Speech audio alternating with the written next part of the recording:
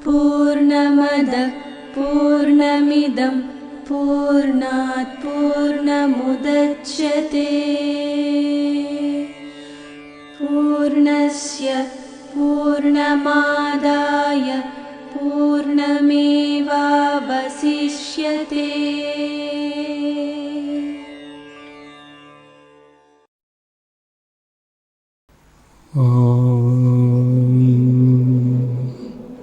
व्यासाय विष्णुरूपाय व्यासरूपाय विष्णुवे नमो वै ब्रह्मनिधये वासिष्ठाय नमो नमः।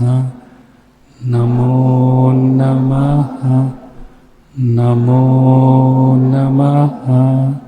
భగవద్గీత 11వ అధ్యాయం విశ్వరూప దర్శన యోగం 31వ శ్లోకం వరకు అవగాహన చేసుకుంటూ వచ్చాము. అర్జునుడు తండ్రిని అడుగుతున్నాడు,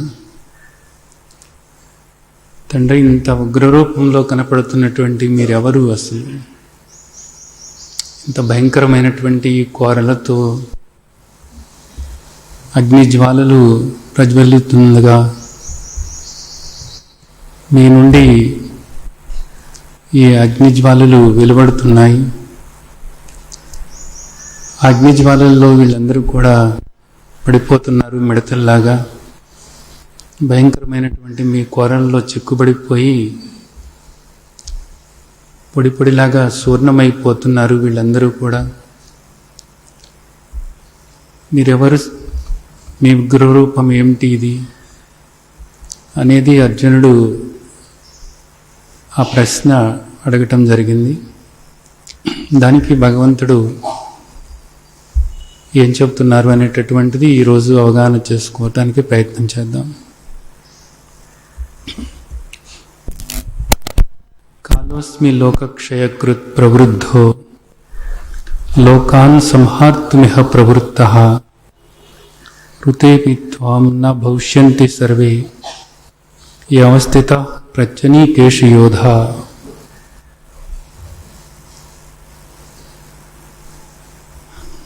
తండ్రి ఏం చెప్తున్నారు అంటే, ఈ లోకాలను తుదముట్టించడానికి వచ్చినటువంటి విజృంభించినటువంటి మహాకాలస్వరూపము నేను. ఇప్పుడు ఈ లోకాలన్నింటినీ కూడా రూపుమాపటానికి పూనుకొని ఉన్నాను నేను.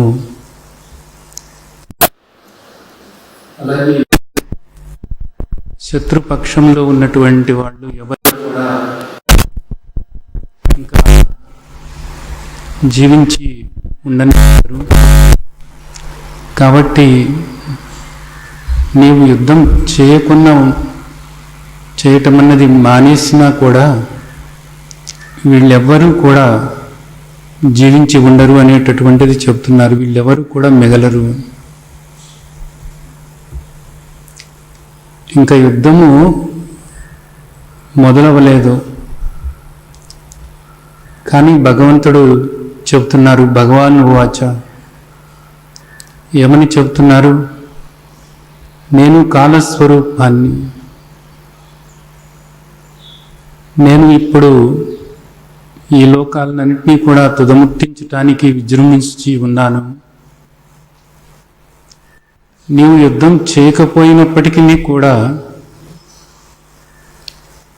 వీళ్ళందరూ కూడా మరణించి తీరుతారు, వీళ్ళెవ్వరూ కూడా మిగలరు అంటున్నారు అన్నమాట. అంటే ఇది మనం ఏ విధంగా అర్థం చేసుకోవాలి? ఇది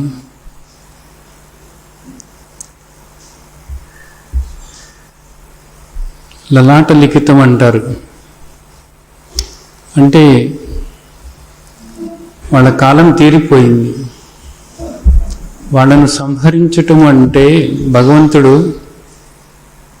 అందరిలాగా ఏదో కత్తి పుచ్చుకుని లేదా గద పుచ్చుకుని వాళ్ళని సంహరించటం అన్నది కాదు. అక్కడ భగవంతుడు కాలస్వరూపమై ఉన్నారు. వాళ్ళ కాలం తీరిపోయింది అంటారు చూడండి, కాలం తీరింది వాళ్ళు వెళ్ళిపోయారు అంటారు చూడండి. వాళ్లకు భూమి మీద నూకలు చెల్లినాయి అంటారు. అంటే ఆ సమయం అయిపోయింది, ఆ ప్రారంధం అన్నది తీరిపోయింది.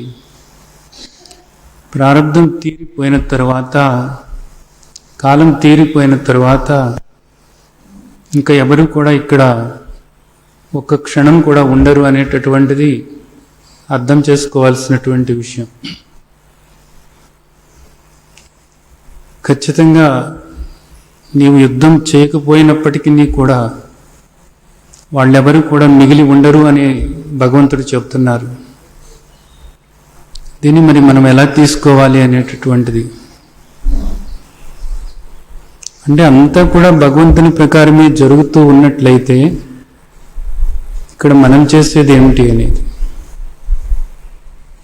అంతా కూడా భగవంతుడి ప్రకారమే, నీ నుదుటి రాత ప్రకారమే జరుగుతూ ఉన్నట్లయితే ఇక్కడ మరి నువ్వు చేసేది ఏముంది నిజానికి? ఇక్కడ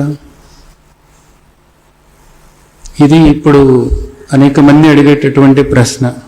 తలరాత అలా ఉన్నప్పుడు ఇంకా ఇక్కడ మనం చేసేది ఏమిటి అనేటటువంటిది. ఇంకా ఇక్కడ మనం చేసేది ఏం లేదు. ఏది ఎలా జరగాలో రాసి పెట్టుంది, దాని ప్రకారమే జరుగుతుంది అనేటటువంటిది ఇక్కడ మనకి ఈ శ్లోకం ఇలా అర్థం చేసుకోవటానికి ఒక అవకాశాన్ని మనకు కలిగిస్తుంది.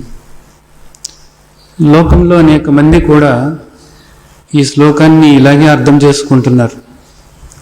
శాస్త్రాలలో అనేక మంది నాకు రాసిపెట్టి ఉంటే నేను మోక్షం పొందుతాను, దానికోసం ఎందుకు ఇంత కష్టపడి ఈ భగవద్గీత అంతా తెలుసుకోవటం ఎందుకు, ఈ సాధనలు చేయటం ఎందుకు, ఈ తిరుగుడు ఎందుకు, అదేదో నాకు రాసిపెట్టుంటే అదే జరుగుతుంది అనేటటువంటిది అంటున్నారు. అలాగే ఎప్పుడు రాసిపెట్టుంటే అప్పుడు చనిపోతాము, దానికి ఎందుకు ఇంత బాధపడటం అనేటటువంటిది కూడా చాలామంది అంటూ ఉంటారు. ఇప్పుడు ఇక్కడ మనం ఆలోచించాల్సినటువంటి విషయం ఒకటి ఉంది. శాస్త్రాలు ఎప్పుడూ కూడా కేవలము ప్రారంధం ప్రకారమే జరుగుతుంది అనేటటువంటిది చెప్పటం లేదు. ఇది అర్థం చేసుకోవాల్సినటువంటి ముఖ్యమైనటువంటి విషయం. ప్రారంధంతో పాటు పురుష ప్రయత్నం అనేది ఉంది అనేది చెబుతున్నాయి. ప్రారంధం కన్నా కూడా పురుష ప్రయత్నం అనేటటువంటిది ముఖ్యమైనటువంటిది అనేది చెబుతున్నారు. మీరు అర్థం చేసుకున్నట్లుగా అంతా కూడా ప్రారంధం ప్రకారమే జరిగేటట్లయితే, ఎవరి ప్రారంధం ఎలా ఉంటే, ఎవరి తలరాత అలా ఉంటే అదే జరుగుతుంది కదా. అలాంటప్పుడు ఇంకా భగవంతుడు అవతరించాల్సిన పని లేదు. మహర్షులందరూ కూడా ఈ శాస్త్రాలు మనకి అందించాల్సిన పనేం లేదు. అలాగే భగవంతుడు ఒక అవతారం తీసుకుని మనకు ఈ వేదాలు, ఉపనిషత్తులు, బ్రహ్మసూత్రాలు, శ్రీమద్ భగవద్గీత, మహాభారతం ఇవన్నీ అందించాల్సిన అవసరమే లేదు. అలాగే అసలు సద్గురువులతో పనే లేదు. ఎవరి తలరాత ప్రకారం అది జరుగుతూ ఉంటుంది అంతే. కానీ ఇది తప్పుడు అభిప్రాయం. పురుష ప్రయత్నం అనేటటువంటిది ఎంతో ముఖ్యమైనటువంటిది. ఈ పురుష ప్రయత్నం అనేటటువంటిది ఏదైతే ఉందో, నువ్వు ప్రయత్నం చేస్తున్నప్పుడు ఆ పురుష ప్రయత్నం వల్ల నీకు వచ్చేటటువంటి ఫలితం ఏదైతే ఉందో, ఆ ఫలితం అనేటటువంటిదే అదృష్టము అంటారు, అదే దైవము అంటారు. ఈ రెండు కూడా కలిసి అదృష్టము లేదా దైవము అంటారు. ఇది కేవలము నీ ప్రయత్నం వల్ల వస్తుందన్నమాట. ఇక్కడ జీవితము ఏ విధంగా ఉంటుంది అంటే, ప్రారంధంతో పాటు ప్రయత్నము వల్ల నీవు సంపాదించుకున్నటువంటి అదృష్టము లేదా ఆ దైవ బలము అంటారు. ఇవి రెండు కలిసి జీవితం సాగుతూ ఉంటుంది. కేవలము ప్రారంధం కాదు, గుర్తుంచుకోవాలి. ప్రారంధం కన్నా కూడా మనకు మహర్షులు ప్రయత్నానికే ఎక్కువగా మనకు అవకాశం ఇచ్చారు. ఇక్కడ ప్రయత్నం చేయాలి. ఏ విధంగా ప్రయత్నం చేయాలి అన్నది ఇక్కడ రాగద్వేషాలకు లోను కాకుండా నువ్వు ప్రయత్నం చేసుకుంటూ వెళ్ళినట్లయితే ఆ ప్రయత్నం అనేటటువంటిది నీకు సత్ఫలితాలను ఇస్తూ ఉంటుంది. ఇది బాగా గుర్తుంచుకోవాల్సినటువంటి విషయం. భగవంతుడు మనకు అవకాశం ఇచ్చారు. మనం ఏం చేయాలి అనేటటువంటిది మనం నిర్ణయం తీసుకోవచ్చు. భగవంతుని ప్రకారంగా నడవటమా, అంటే మనం సరైనటువంటి ప్రయత్నం చేయటమా, లేక కేవలము మన ప్రారంభం ప్రకారంగా జీవితాన్ని గాలికి వదిలేసి ఏది రావాలో అది అనుభవిస్తూ ఈ జీవితాన్ని అంతం చేసుకోవటమా? ఈ రెండు కూడా మన ముందు ఉన్నటువంటి విషయాలు. భగవంతుని ప్రకారంగా అన్నప్పుడు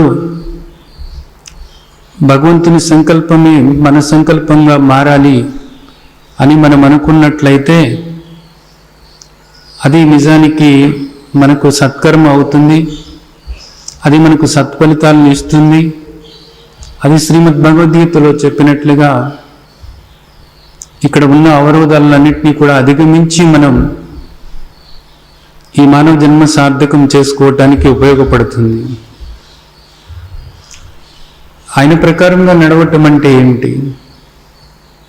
ఆయన ప్రకారంగా నడవటం అంటే ఏమిటి అంటే ధర్మబద్ధంగా నడవటం అనేది. ఎందుకోసం అంటే ఆ తండ్రి కేవలము ధర్మాన్ని మనకు తెలియచేయటం కోసం, ధర్మబద్ధంగా మనం నడవాలి అనేటటువంటి దాంతో అవతారాలు తీసుకొని ఆ ధర్మాలను మనకు తెలియచేసి మనిషి ఎలా జీవించాలో మనకు సరైనటువంటి అవగాహన ఏర్పరుచుతూ ఉన్నారు. అంటే భగవంతుని కోరిక ఏమిటి? ఆయన మనకు ఏ సూత్రాలనైతే మనకు తెలియజేశారో, ఏ ధర్మాలనైతే మనకు తెలియజేశారో ఆ ధర్మాల ప్రకారంగా మనం నడవాలి అన్నదే భగవంతుని యొక్క కోరిక.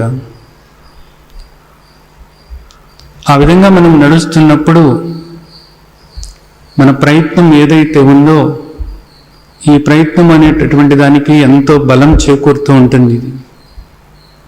ఇది మనకి ఎప్పుడు కూడా సత్ఫలితాలను ఇస్తూనే ఉంటుంది. ఈ జన్మ సార్థకం చేసుకోవటానికి ఉపయోగపడుతూనే ఉంటుంది. కాబట్టి ఇప్పుడు గుర్తుంచుకోవాలి,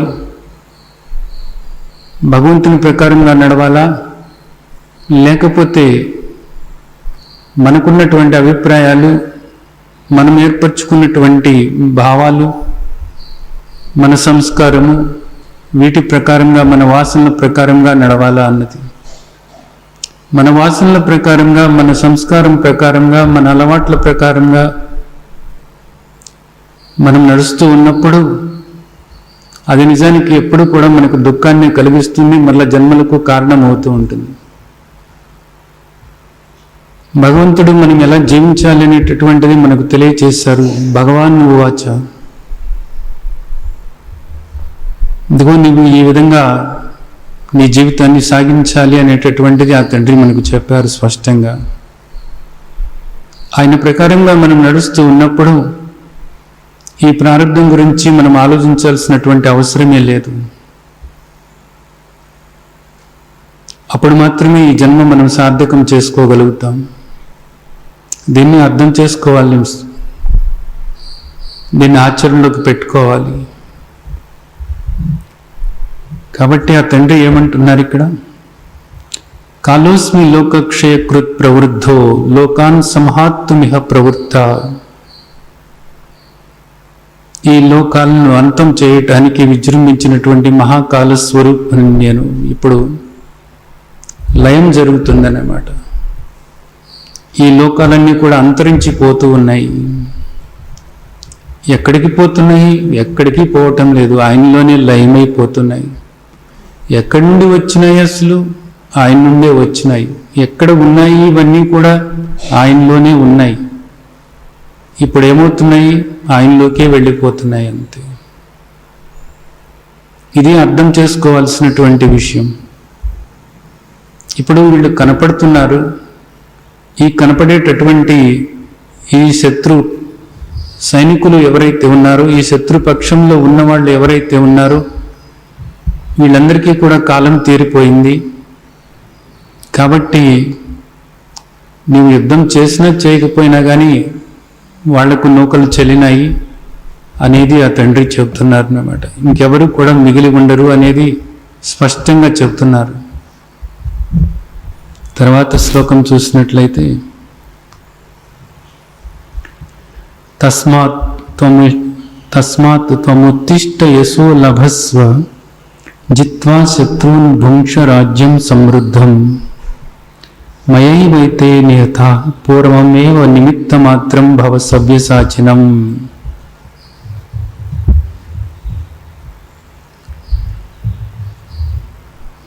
తండ్రి చెప్తున్నారు.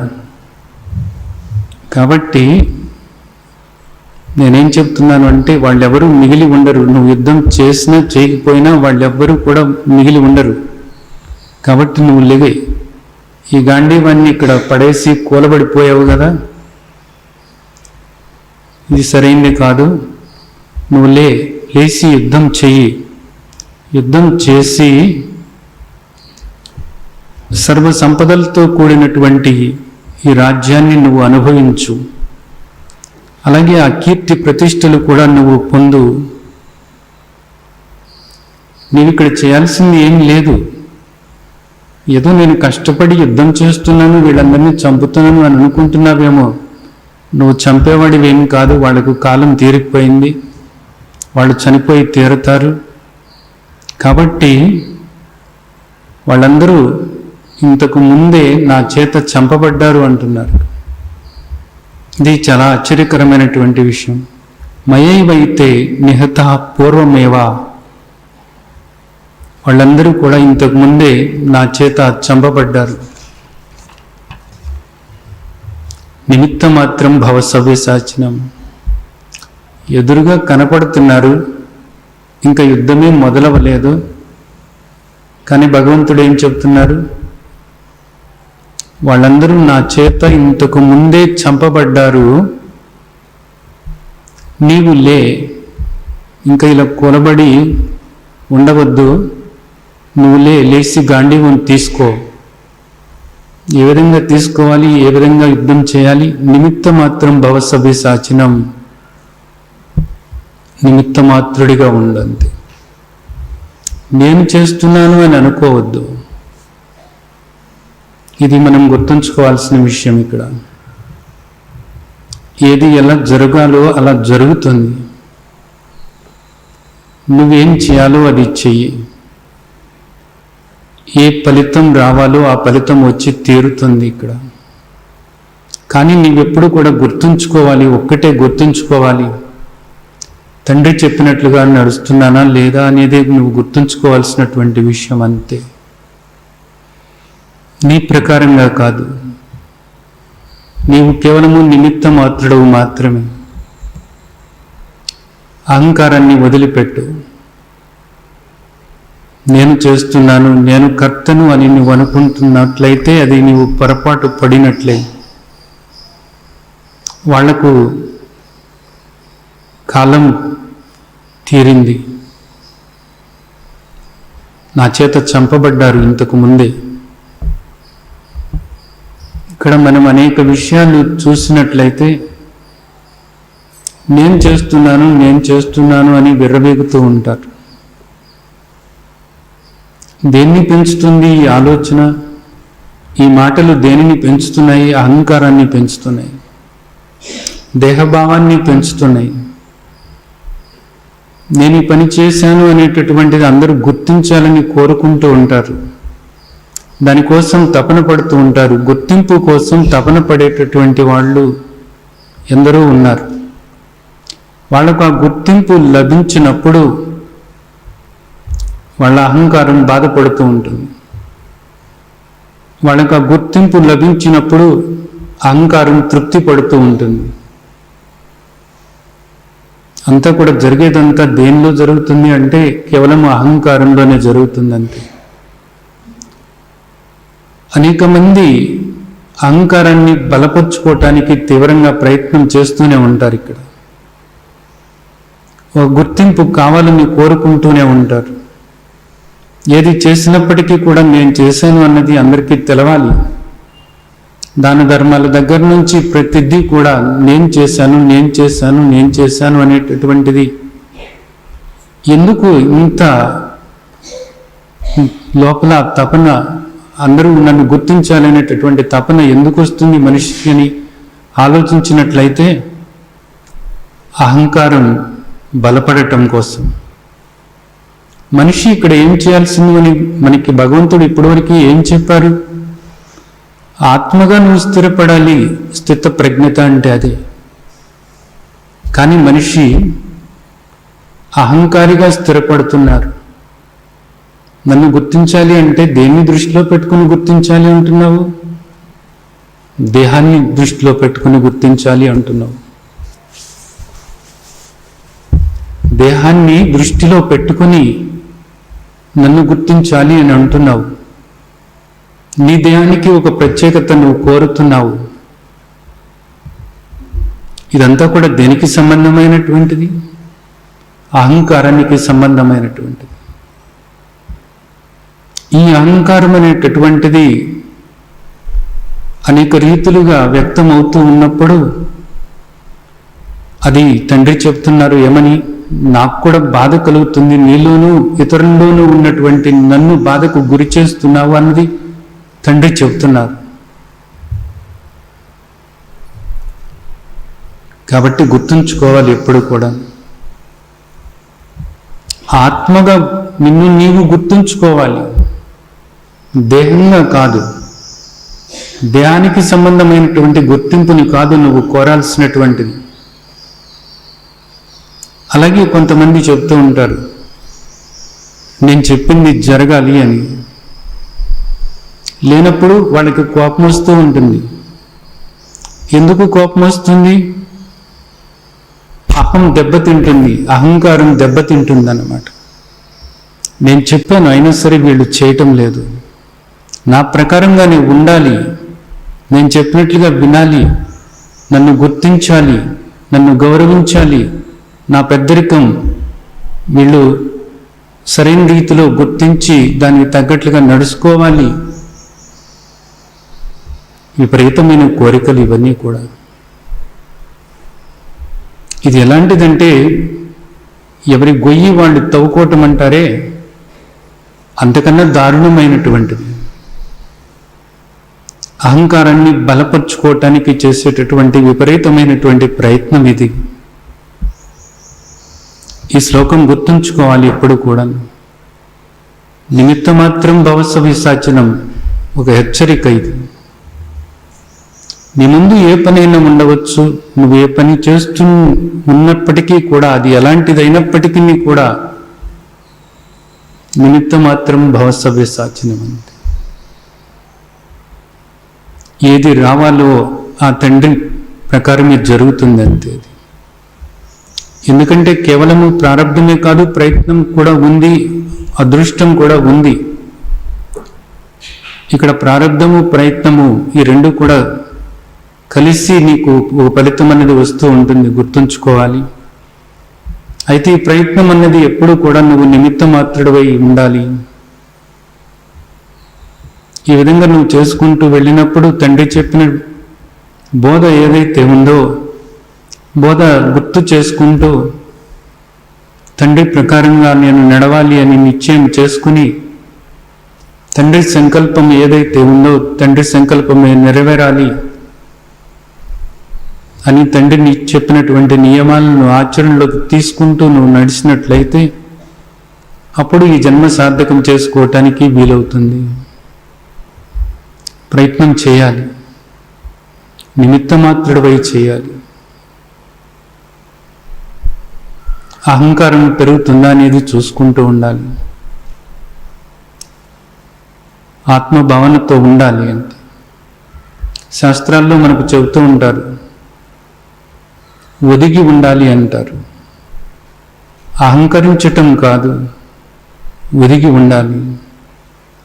కడపటి వాళ్ళలాగా ఉండాలి అంటారు పెద్దలు. ఏంటి కడపటి వాళ్ళలాగా ఉండటం అంటే? అహంకారం లేకుండా ఉండటమే కడపటి వాళ్ళలాగా ఉండటం అంటే. ఒక గుర్తింపు కోరకుండా శ్రద్ధగా ఏ పని చేయాలో ఆ పని చేసుకుంటూ ఉండటమే. ఏ ఫలితం వస్తే ఆ ఫలితాన్ని స్వీకరించటం. ఇవన్నీ కూడా మనం అర్థం చేసుకోవాల్సిన విషయాలు ఈ శ్లోకాల్లో. తర్వాత తండ్రి ఏం చెప్తున్నారు? ద్రోణంచ భీష్మంచ జయద్రథంచ కర్ణం తథా అన్యాపి యోధవీరాన్ మయా హతాంస్త్వం జహిమా వ్యధిష్ఠ యుధ్యస్వ జేతాపి రణే సపత్నాత్. తండ్రి ఏం చెప్తున్నారు అంటే, ద్రోణుడు, భీష్ముడు, జయద్రథుడు, అలాగే కర్ణుడు, ఇతర వీరులు, యుద్ధంలో పాల్గొన్నటువంటి వీరులు, వీళ్ళందరూ కూడా నా చేత చంపబడ్డారు. వాళ్ళందరూ నా చేత చంపబడ్డారు. కాబట్టి నీవు భయపడాల్సింది ఏమీ కూడా లేదు. ఇక్కడ వీళ్ళందరినీ కూడా నువ్వు జయించుతావు. ఎందుకని? వీళ్ళందరూ నా చేత చంపబడ్డారు, ముందే చంపబడ్డారు కాబట్టి. పై శ్లోకంలో అదే కదా ఆయన చెప్పారు. వీళ్ళందరికీ కూడా కాలం చెల్లింది, వీళ్ళందరూ కూడా నా చేత వధింపబడ్డారు. కాబట్టి నువ్వు లేచి యుద్ధం చేయి. యుద్ధం చేసినప్పుడు తప్పకుండా నీవు యుద్ధంలో జయించి తీరుతావు అనేటటువంటిది చెప్తున్నారన్నమాట. నువ్వేం భయపడాల్సినటువంటి పనేం లేదు. తప్పకుండా ఈ వీరులందరినీ కూడా నువ్వు జయించి తీరుతావు, యుద్ధం చెయ్యి అని చెప్తున్నారన్నమాట. దీన్ని ఎట్లా తీసుకోవాలి? ఎదురుగా కనపడుతున్నారు వాళ్ళందరూ కూడా. ఇప్పుడు దాకా అర్జునుడికి అసలు విషాదం ఎందుకు వచ్చింది అంటే, వీళ్ళందరినీ నేను చంపుతున్నాను అనేటటువంటి దానికి వచ్చింది. విషాదయోగం మనం గుర్తు చేసుకున్నట్లయితే తాతలు, తండ్రులు, స్నేహితులు, బంధువులు అందరూ ఉన్నారు ఇక్కడ. వాళ్ళందరినీ కూడా నేను చంపుతున్నాను, అది నాకు పాపం కదా, ఇది ధర్మం అనిపించటం లేదు నాకు, వాళ్ళని చంపటం అనేటటువంటిది నాకు న్యాయంగా అనిపించటం లేదు, కాబట్టి నేను ఈ యుద్ధం చేయను అని అంటున్నాడు. ఈ రక్తపు కూడు నేను తినలేను, పోయి భిక్షం ఎత్తుకునైనా బ్రతుకుతాను నేను, కానీ వీళ్ళని మాత్రం నేను చంపలేను అని అర్జునుడు ఆ మాటలు చెప్తూ విషాదానికి లోనై గాంధీవం జారిపోతూ ఉండగా కింద కూలబడిపోయాడు. ఇప్పుడు భగవంతుడు ఏం చెప్తున్నారు? వాళ్ళందరూ అసలు నా చేత చంపబడ్డారు, వాళ్ళకు కాలం తీరిపోయింది, నేను కాలస్వరూపమై ఉన్నాను. నువ్వెవరు అసలు చంపటానికి? చంపను అని అనటానికి, చంపను అనటానికి అసలు నువ్వెవరు? అది కాలానికి సంబంధమైనటువంటిది, వాళ్ళ ప్రారంధాలకు సంబంధమైనటువంటిది. కాబట్టి నువ్వు యుద్ధం చేయి. వాళ్ళ కాలం తీరింది కాబట్టి నువ్వు నిమిత్తంగా నిలబడితే వాళ్ళని జయించుతావు అనేటటువంటిది చెప్తున్నారు అన్నమాట. సరే, ఈ 3 శ్లోకాలు మనకి భగవంతుడు చెప్పారు. ఈ 3 శ్లోకాల్లోనూ కూడా మనం అర్థం చేసుకోవాల్సింది నిమిత్త మాత్రంగా ఉండటం అనేటటువంటిది. కాలాన్ని మనం గౌరవించాలి. భగవంతుడు కాలస్వరూపమై ఉన్నారు, కాలం ఆయన స్వరూపం. కాబట్టి కాలాన్ని మనం గౌరవించాలి. ఏది ఎలా జరుగుతున్నప్పటికీ కూడా అది కాలానికి సంబంధమైనటువంటిది, అంటే ఆయనకు సంబంధమైనటువంటిది. ఈ ఫలితం ఏది వస్తున్నప్పటికీ కూడా దాన్ని మనం స్వీకరించాలి అనేటటువంటిది అర్థం చేసుకోవాల్సి ఉంది. అలాగే నేను చేస్తున్నాను అనేటటువంటి కర్తృత్వం ఎప్పుడు కూడా మీద వేసుకోకూడదు. మనం ఎప్పుడు కూడా ఏ పని చేస్తున్నప్పటికీ కూడా అది ఎంత గొప్ప పని అయినప్పటికీ కూడా నిమిత్త మాత్రంగా ఉండాలి అనేటటువంటిది అర్థం చేసుకోవాలి. అలాగే ఇంకొక విషయం కూడా ఇక్కడ ముఖ్యమైనది, మన కాలం ఎప్పుడు తీరుతుందో మనకు తెలియదు. అది కూడా నిర్ధారించబడి ఉంది. ఎప్పుడో ఎన్నో ఏళ్ళు బ్రతుకుతామని అనుకోవటం కూడా తప్పే. ఏ క్షణం చివరి క్షణం అవుతుందో నిజానికి మనకేం తెలుసు? ఆ తండ్రి చెప్తున్నారు, ఎదురుగా వాళ్ళు బ్రతికి ఉన్నారు, యుద్ధం చేయడానికి సిద్ధమై ఉన్నారు. కానీ తండ్రి ఏం చెప్తున్నారు? వాళ్ళందరూ నా చేత చంపబడ్డారు అని చెప్తున్నారు. వాళ్లకు కాలం తీరింది అని చెప్తున్నారు. కానీ వాళ్ళు ఇంకా విరవీగుతున్నారు. ఈ సంభాషణ జరిగిన తరువాత నెమ్మదిగా చనిపోయారు వాళ్ళు.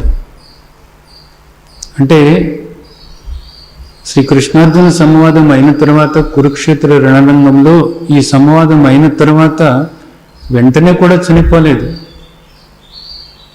నెమ్మదిగా 18 రోజులు తీసుకున్నారు.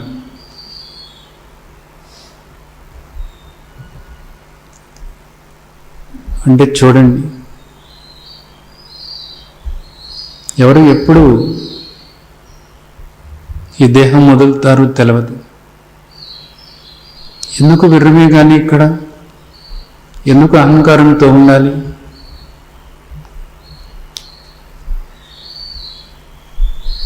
సమయం అనేది ఒకటి ఉంది.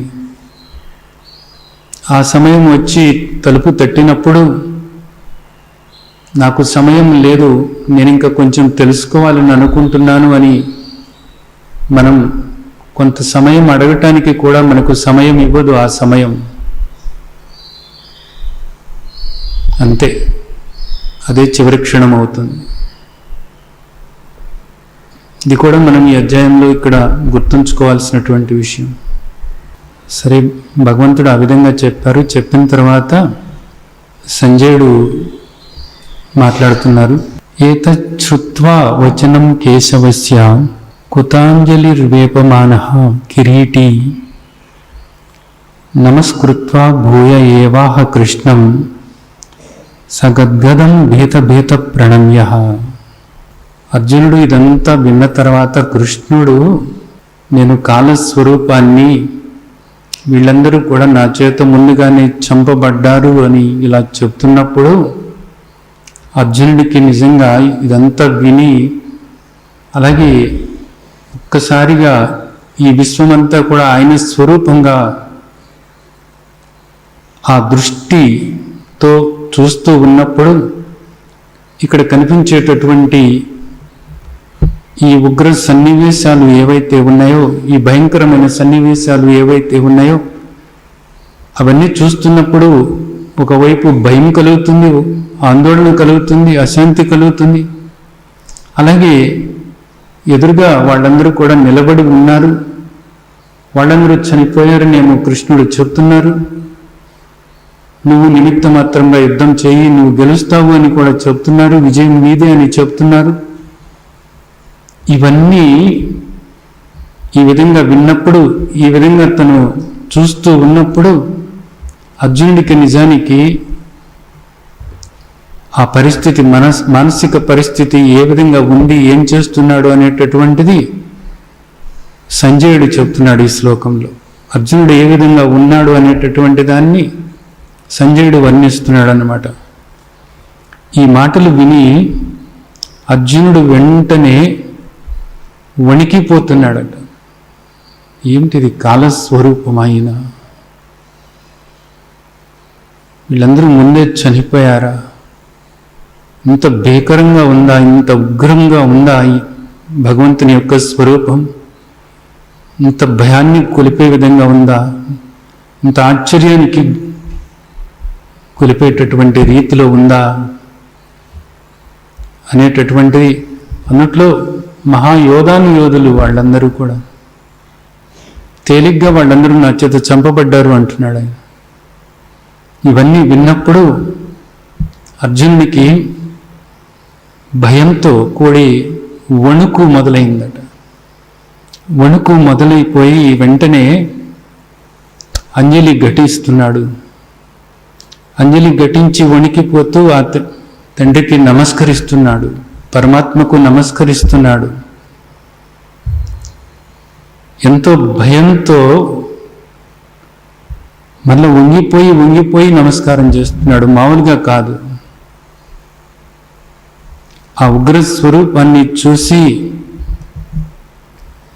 కృష్ణ భగవానుడికి వంగిపోయి నమస్కరిస్తున్నాడంటే గద్గద స్వరంతో నమస్కరిస్తున్నాడు.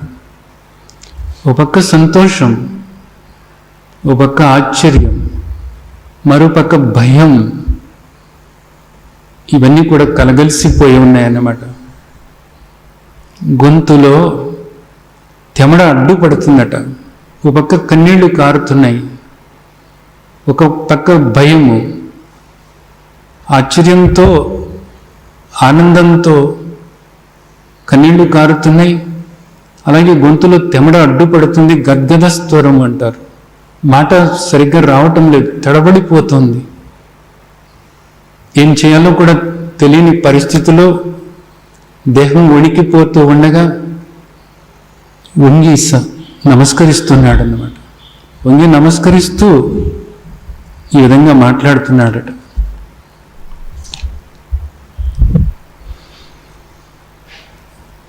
స్థానీ హృషీకేశ తవ ప్రకీర్తిః జగత్ప్రహృష్య త్యనురజ్యతే చ రక్షాంసి భీతాని దిశో ద్రవంతి సర్వే నమస్యంతి చ సిద్ధసంగా.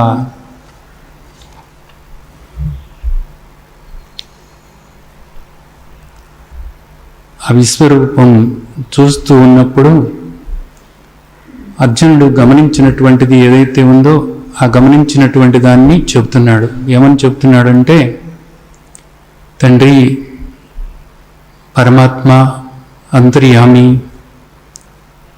ఇక్కడ నిజానికి అనేక మంది మిమ్మల్ని చూసి కీర్తిస్తున్నారు, మీకు అనేక మంది స్తోత్రాలు చేస్తున్నారు, మీ నామ గుణాలను కీర్తిస్తూ ఉన్నారు అనేక మంది. వాళ్ళందరూ కూడా ఎంతో ఆనందంతో మిమ్మల్ని కీర్తిస్తున్నారు. వాళ్ళందరూ కూడా ఎంతో ప్రేమతో పొంగిపోతున్నారు మిమ్మల్ని చూస్తున్నప్పుడు. ఎవరిని చూస్తున్నప్పుడు? విశ్వేశ్వరుడిని చూస్తున్నప్పుడు. ఈ విశ్వమంతా కూడా ఆయన స్వరూపంగా చూస్తూ ఉన్నప్పుడు అనేక మంది ఎంతో ఆనందంతో పొంగిపోతున్నారట. వాళ్ళందరూ కూడా భగవంతుణ్ణి రకరకాలుగా కీర్తిస్తున్నారట. అలాగే కొంతమంది చూసి పారిపోతున్నారట.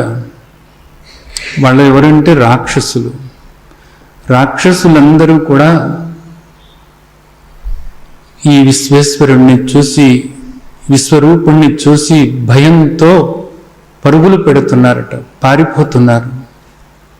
అలాగే సిద్ధులు ఉన్నారు. వాళ్ళందరూ కూడా తండ్రికి ప్రణమిల్లుతూ నమస్కరిస్తూ ఉన్నారట.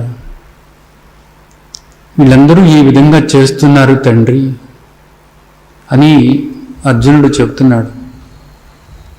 ఇక్కడ 3 రకాలుగా మనకి ఈ వర్ణన చేశారు. ఏమిటి 3 రకాలుగా అంటే, కొంతమంది భగవంతుణ్ణి కీర్తిస్తున్నారు. ఏ భగవంతుణ్ణి కీర్తిస్తున్నారు? విశ్వరూప భగవంతుణ్ణి కీర్తిస్తున్నారు. విశ్వరూప భగవంతుణ్ణి కీర్తించటం అంటే నిజానికి ఏంటి అంటే, విష్ణు సహస్రనామం ఏదైతే ఉందో ఆ విష్ణు సహస్రనామం అంతా కూడా విశ్వేశ్వరుణ్ణి కీర్తించటమే, విశ్వరూపుణ్ణి కీర్తించటమే.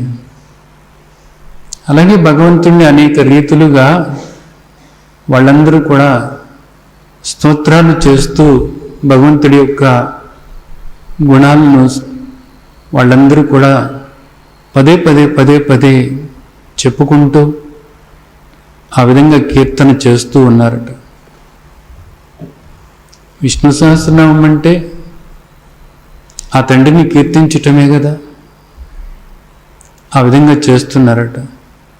కొంతమంది అయితే పరిగెడుతున్నారు, భయపడిపోతున్నారు, ఆ తండ్రిని చూడటానికి భయపడిపోతున్నారు, ఆందోళన చెందుతున్నారు, అశాంతికి గురవుతున్నారు, ఎంతో దుఃఖంతో పారిపోతూ ఉన్నారు. అలాగే సిద్ధగణాలు ఏవైతే ఉన్నాయో, సిద్ధ సముదాయాలు ఏవైతే ఉన్నాయో, సిద్ధులందరూ కూడా ఆ తండ్రికి ప్రణమిల్లుతూ నమస్కరిస్తూ ఉన్నారు. ఇక్కడ మనం అర్థం చేసుకోవాల్సింది ఏంటంటే, ఈ విశ్వమంతా కూడా ఆయన స్వరూపమే అన్నప్పుడు ఇది అర్థమైతే ఇక్కడ దేన్ని చూస్తున్నప్పటికీ కూడా ఆ తండ్రిని చూస్తున్నాము అని ప్రతి వాళ్ళు కూడా నమస్కరిస్తూ ఉంటారు. అది మంచా చెడా, అది శుభమా అశుభమా, ఇవేవి కాదు. అంతా కూడా ఆ తండ్రి కాక మరేది లేదు. మత్త పరకరం నాణ్యత్ కించిదస్తి ధనంజయ మై సర్వమిదం ప్రోతం సూత్రే మణిగణ ఇవ. ఆ తండ్రి కన్నా భిన్నమైనటువంటిది మరేది కూడా లేనే లేదు, కించిత్ కూడా లేనే లేదు. ఈ విశ్వమంతా కూడా విశ్వేశ్వరుని యొక్క దేహమే. ఇక్కడ ఉన్నవన్నీ కూడా ఆ దేహంలోని భాగాలే. ఆయన కంటే కించిత్ కూడా వేరైనటువంటిది మరేది కూడా లేదు అనేటటువంటిది లోపల జీర్ణం చేసుకున్నటువంటి వాళ్ళు ఎవరైతే ఉన్నారో, ఎవరైతే పరమాత్మ తత్వాన్ని అవగాహన చేసుకుని అవ్యక్త స్వరూపుడైనటువంటి ఆ పరమాత్మే వ్యక్తమై ఇలా కనపడుతున్నాడు అని ఎవరైతే అర్థం చేసుకున్నారో, ఎవరైతే ఆ అవగాహన లోపల స్థిరపరుచుకున్నారో, వాళ్ళు ఇక్కడ ఏది జరుగుతున్నప్పటికీ కూడా ఆ తండ్రి ఈ విధంగా కనపడుతున్నారా అని సంతోషంతో ఆ తండ్రిని కీర్తిస్తూ ఉన్నారు.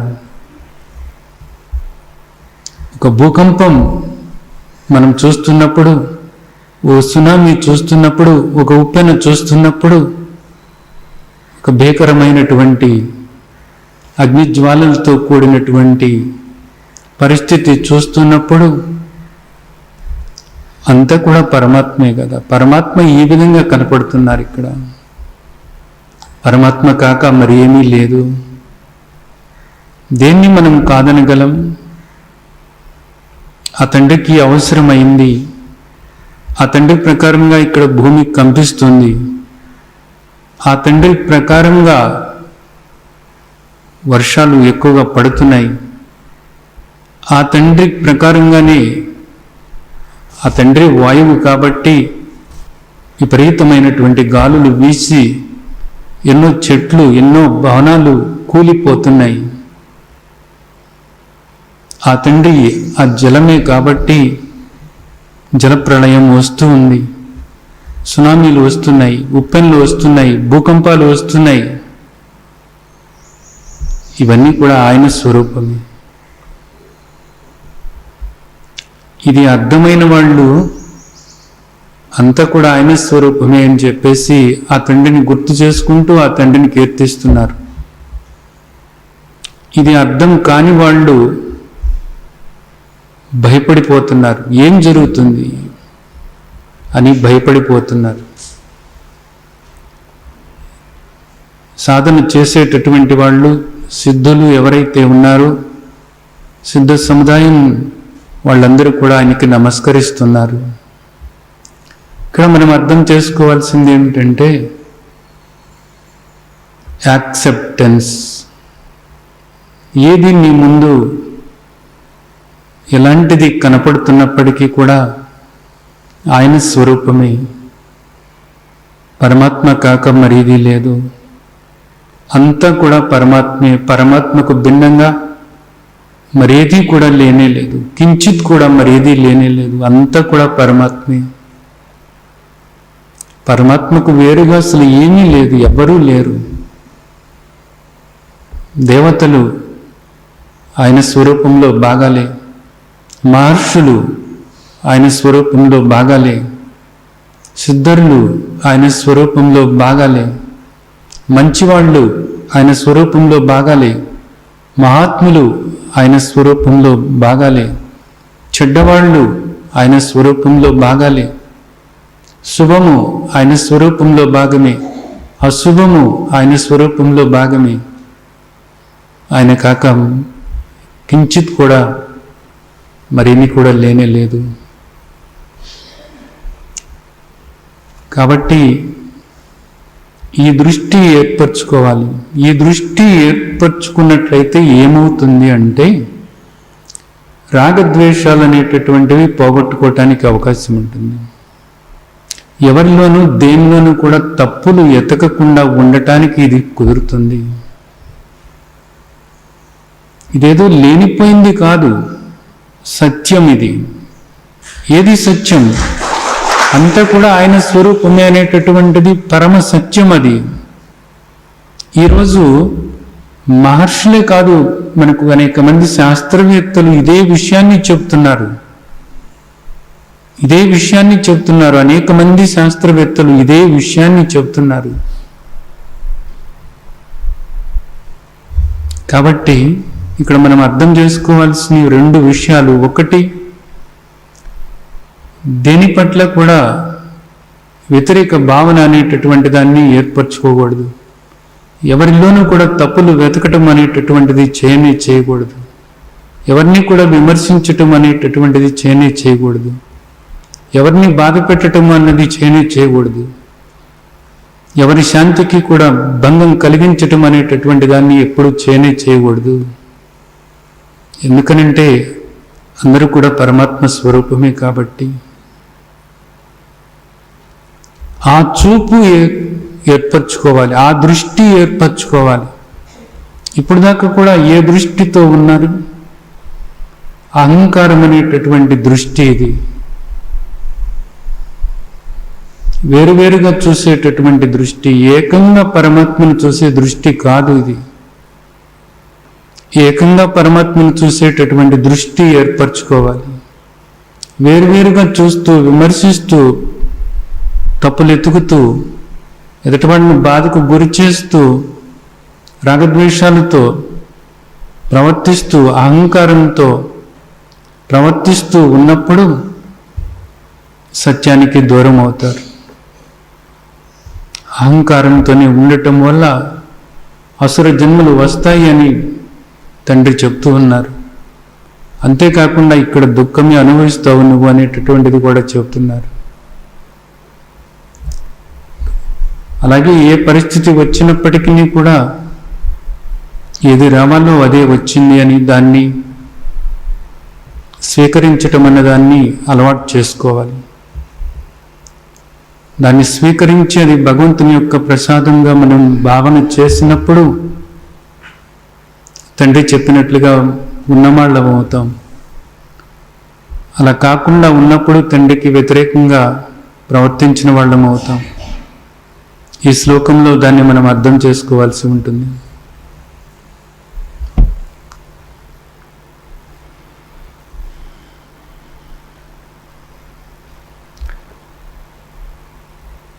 తర్వాత శ్లోకం, కస్మాచ్చ తేన నమేరన్ మహాత్మన్ గరీయస్యే బ్రహ్మణోప్యాదికర్త్రే అనంత దేవేశ జగన్నివాస త్వమక్షరం సదసత్ తత్పరం యత్. ఇంకా ఇక్కడి నుంచి అర్జునుడు భగవంతుణ్ణి స్తుతించటం అన్నది మొదలుపెట్టాడు. ఇప్పుడు అర్థమైంది అర్జునుడికి అసలు భగవంతుడంటే ఏమిటి అనేటటువంటిది, భగవంతుడంటే ఎవరు, ఎట్టివాడు అనేటటువంటిది ఇప్పుడు అర్థమైంది. అంతా కూడా ఆయన స్వరూపమే, ఆయన కాక మరేది కూడా లేదు. తనతో సహా అంతా కూడా ఆయన స్వరూపమే అన్నది అర్థమైంది. విభూతి యోగంలో చెప్పారు కదా, అర్జునుడు కూడా తన విభూతి అని విభూతి యోగంలోనే ఆ తండ్రి చెప్పారు. కాబట్టి పరమాత్మ కన్నా భిన్నమైనటువంటిది ఏమీ లేదు అని ఈ విశ్వమంతా కూడా ఆయన స్వరూపంగా ఆ భావన చేసుకుంటూ ఆ దృష్టి నిలుపుకోవటం కోసం ఆ దృష్టి నిలుపుకుని మాట్లాడుతున్నటువంటి ఆ శబ్దాలు చూడండి ఎలా ఉన్నాయో. ఏమంటున్నాడు? తండ్రి ఆదిదేవా, దేవాదిదేవా, మీరు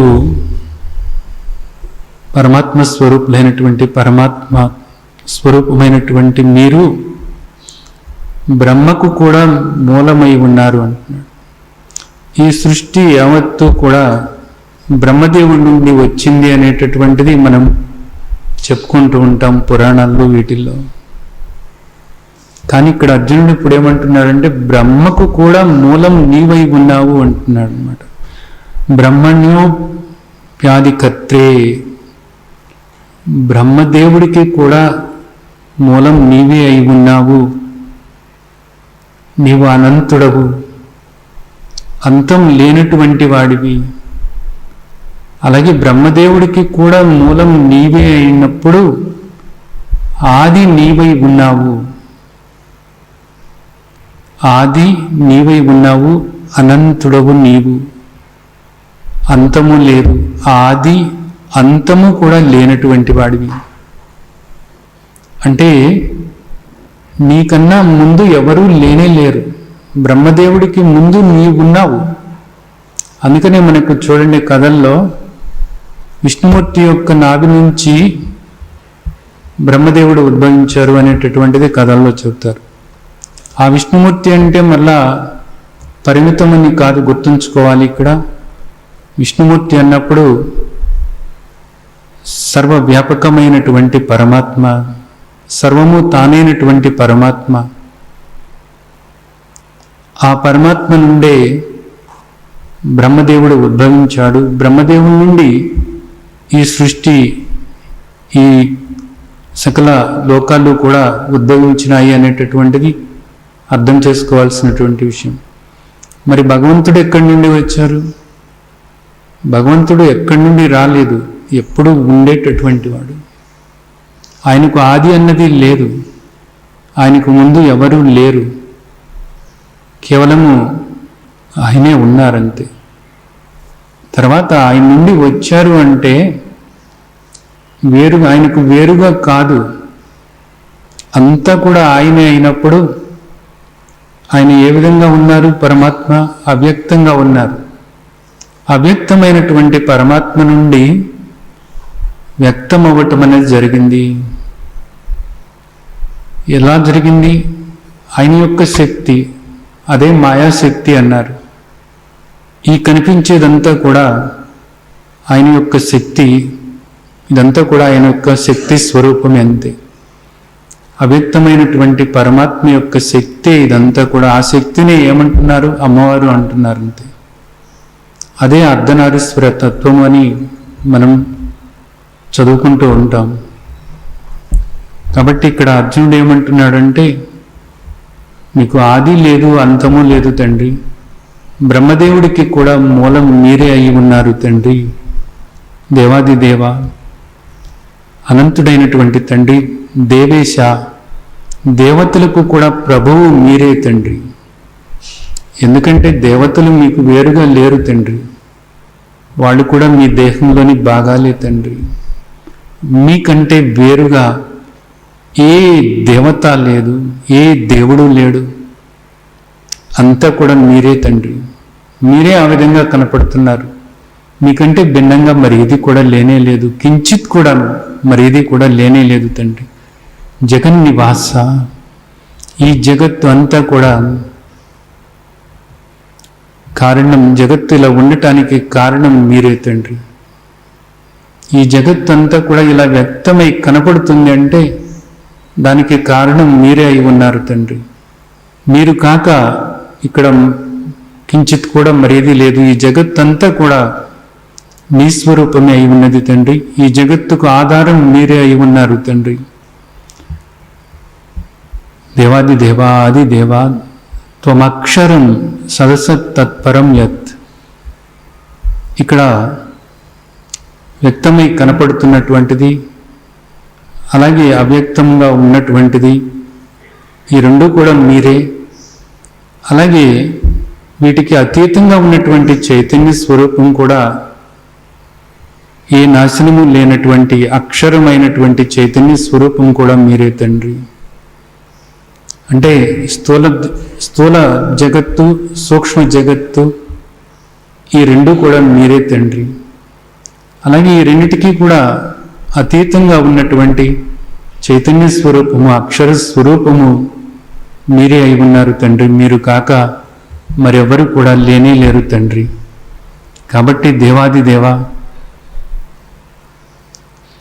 అందుకోసమే వీళ్ళందరూ కూడా మీకు నమస్కరిస్తున్నారు తండ్రి. మీరు కాక మరేమీ లేనప్పుడు మీకు నమస్కరించక ఇంకెవరికి నమస్కరిస్తారు తండ్రి? మీకు కాక ఇంకెవరికి నమస్కరిస్తారు తండ్రి? కస్మాత్ నా నమేరన్ అంటున్నారు. దాని అర్థం ఏంటంటే వీళ్ళందరూ కూడా తప్పక మీకే నమస్కరించాలి తండ్రి. ఈ శ్లోకంలో ఈ మాట గుర్తుంచుకోండి. గరియస్సే తే కస్మాత్ నా నమేరన్. తండ్రి, సర్వశ్రేష్టమైనటువంటి ఆది అంతము లేనటువంటి మీకు కాక మరెవరికి నమస్కరిస్తారు తండ్రి? వీళ్ళందరూ కూడా మీకే నమస్కరిస్తున్నారు తండ్రి. తప్పక మీకే నమస్కరిస్తున్నారు తండ్రి. మీకే నమస్కరించాలి తండ్రి.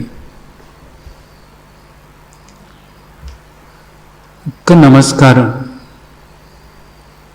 ఆ తండ్రికి చేసినప్పుడు, తండ్రి ఆది దేవా అని పరమాత్మను స్మరించుకున్నప్పుడు ఆ నమస్కారం అన్నది ఇక్కడ ప్రతి దేవతకు కూడా చెందుతుంది, ప్రతి మహాత్ముడికి చెందుతుంది. ఈ సృష్టిలో ప్రతి దేవుడికి, ప్రతి మహాత్ముడికి చెందుతుంది, ప్రతి తీర్థానికి చెందుతుంది. ఒక్క నమస్కారం చేస్తే ఆ తండ్రి విశ్వేశ్వరుడికి, ఆది దేవుడికి, అందరూ ఆ తండ్రి దేహంలో భాగాలే కదా. చాలదా? ఇంకా ఒక్క నమస్కారం చాలదా? నిజానికి ఎంతో అద్భుతమైనటువంటి విషయం ఇది. శ్లోకంలో అర్జునుడు మనకి ఎంత గొప్ప మాట చెప్తున్నారు చూడండి. కస్మాత్ నా నమేరన్. నమస్కరించకుండా ఏ విధంగా ఉంటారు అని అడుగుతున్నాడు ప్రశ్న. కానీ మనం నమస్కరించటం లేదు. అన్యదేవతారాధన విధిపూర్వకమని ఆ తండ్రి చెప్తున్నారు అని చెప్తున్నప్పటికీ కూడా ఆ తండ్రి కన్నా కూడా వేరుగా ఈ దేవతలు ఉన్నారు అని అనుకుంటూ, ఈ మహాత్ములు ఉన్నారు అనుకుంటూ వాళ్లకు నమస్కరిస్తూ ఉన్నారు. ఎందుకోసము? మోఘాస మోగకర్మణో మోగజ్ఞాన విచేతస.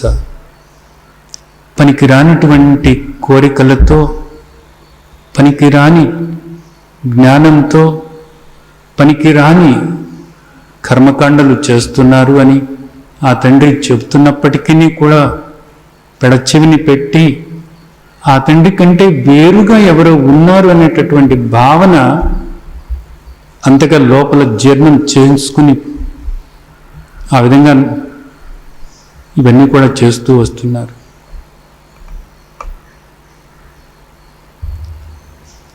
అర్థం చేసుకోవాల్సినటువంటి ముఖ్యమైనటువంటి విషయం. అర్జునుడు నిజంగా మన కళ్ళు తెరిపిస్తున్నాడు ఇక్కడ.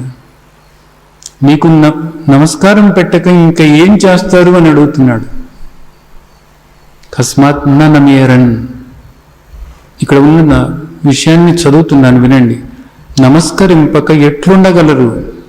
తప్పక నమస్కరిస్తారు. కానీ అర్జునుడు ఆ విధంగా అనుకున్నాడు. అందరూ కూడా ఆ దేవాది దేవుడికే నమస్కరించి తీరుతారు. ఇక నమస్కరించక ఏ విధంగా ఆగుతారు అని అంటున్నాడు. అంటే దాని అర్థం ఏమిటి? నిజానికి కానీ ఈరోజు మనం ఎక్కడ ఉన్నాము? ఆ తండ్రిని గుర్తు చేసుకుంటున్నామా? ఆ దేవాది దేవుణ్ణి, ఆది దేవుణ్ణి గుర్తు చేసుకుంటున్నామా? ఆ తండ్రికి కృతజ్ఞతాపూర్వకంగా ఉంటున్నామా? భగవాన్ వాచ, ఆ తండ్రి ఏదైతే చెప్పారో దాన్ని మనం ఆచరణలో పెట్టడానికి ప్రయత్నిస్తున్నామా? ఈ మానవ జన్మ మనకు ప్రసాదించినందుకు కనీసం ఆ కృతజ్ఞతతోనైనా ఉండగలుగుతున్నామా? భగవంతుడంటే ప్రేమ అనుకుంటున్నాం. భగవంతుడు ఏం చెప్పారు అనేటటువంటి దాన్ని ఎందుకు పట్టించుకోము? చూడండి, ఎంతగా మాయలో కూరుకుపోయి ఉన్నామన్నది అర్థం చేసుకోవాలి. అర్జునుడికి కళ్ళు తెరుచుకున్నాయి కాబట్టి అర్జునుడు ఈ విధంగా ఆ పరమాత్మను స్తోత్రం చేస్తూ ఒక అద్భుతమైనటువంటి ప్రార్థన చేస్తున్నాడు. చూడండి, త్వమాది దేవ పురుష పురాణ త్వమస్య విశ్వస్య పరం నిధానం వేత్తాసి వేద్యం చ పరం చ ధామం త్వయా తతం విశ్వమనంతరూప. త్వమాది దేవ, తండ్రి మీరు ఆది దేవులు. మీకన్నా ముందు ఉన్నవాళ్ళు ఎవ్వరూ లేరు తండ్రి. మీరు ఆది దేవులు.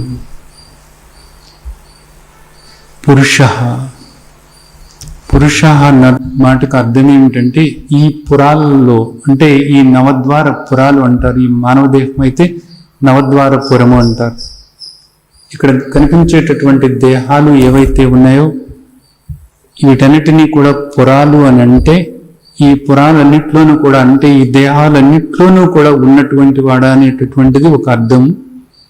అలాగే పూరయతి సర్వం ఇది పురుష అనేటటువంటిది, అంటే మొత్తమంతా కూడా పూరించబడి ఏదైతే ఉందో అది పూర్ణము అనబడుతుంది. మొత్తం సర్వవ్యాపకమై ఏదైతే ఉందో, సర్వవ్యాపకమై అంటే అర్థమేమిటి? లోపల బయట స్వరూపత కూడా ఏదైతే ఉందో అది పూర్ణ అని అనబడుతుంది. అది పూర్ణము అనబడుతుంది. అది పురుష అనబడుతుంది.